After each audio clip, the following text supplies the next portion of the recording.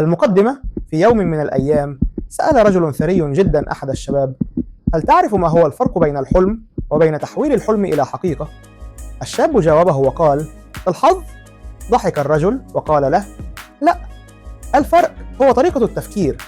وده بالضبط اللي بيقول له نابليون هيل في كتابه الشهير: فكر تصبح غنيا، Think and Grow Rich.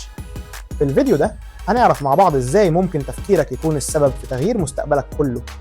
مش لازم تكون غني بالفلوس، لكن لازم تكون غني في عقلك وطموحك وفكرك. من هو نابليون هيل؟ نابليون هيل صحفي وكاتب أمريكي قضى أكثر من 25 سنة يدرس قصص وحياة 500 شخصية ناجحة منهم: إديسون، هنري فورد، أندرو كارنيجي، وخرج ب13 مبدأ للنجاح موجودين في كتاب واحد بسيط، لكن الكتاب ده غير ملايين البشر حول العالم. المبدأ الأول: الرغبة في بداية كل شيء. النجاح مش صدفة ومش صدمة حظ. النجاح بيبدأ من رغبة حقيقية داخلك، تبقى جواك نار مشتعلة. مش كفاية تقول نفسي أكون ناجح، لازم تقول أنا هكون ناجح مهما كانت التحديات. الرغبة مش شعور، الرغبة لازم تتحول لهدف واضح مكتوب قدامك كل يوم.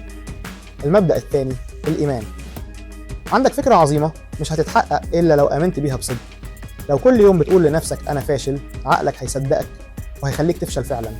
وده لأن العقل الباطن بيبرمج حياتك على حسب تفكيرك وكلامك لنفسك. المبدأ الثالث: التخيل. مفهوش قوة خارقة.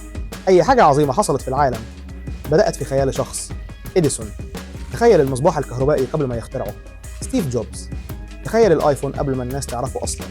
تتخيل هدفك كأنه واقع وتصرف على هذا الأساس. تخيلك مش ضعف، ده أول خطوة لتحقيق المستحيل. المبدأ الرابع: المعرفة. مش كفاية ناس كتير عندها معلومات، لكن القليل جدا هو اللي بيطبق.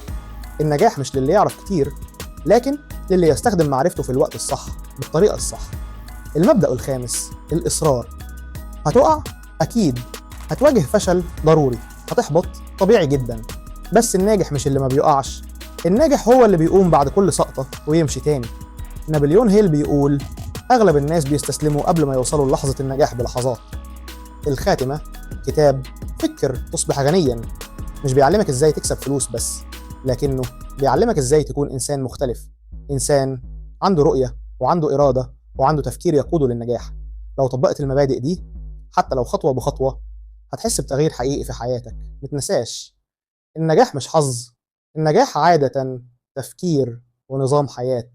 اشترك في القناة لو عايز فيديوهات تلهمك وتخليك تبدأ رحلتك من النهاردة، لأنك تستحق إنك تفكر وتصبح غنيا